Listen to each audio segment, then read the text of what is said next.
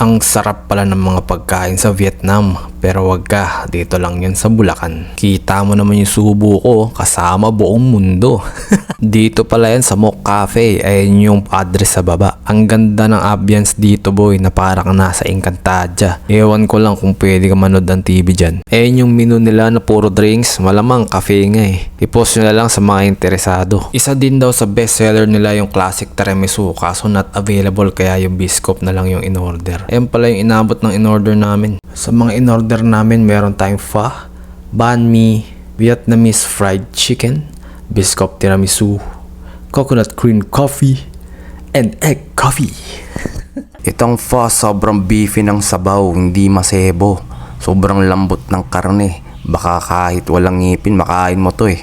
Lalo na kapag sinamahan mo na tong sauce. Ang sarap din itong banh mi, crispy baguette at malambot yung loob. Savory pork yung palaman niya, hindi tinipid at may mga gulay pa.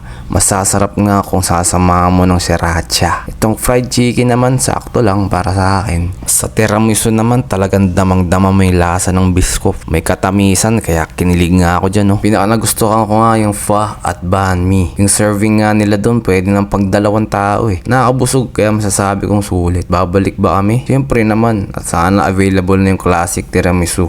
Yun lang, peace.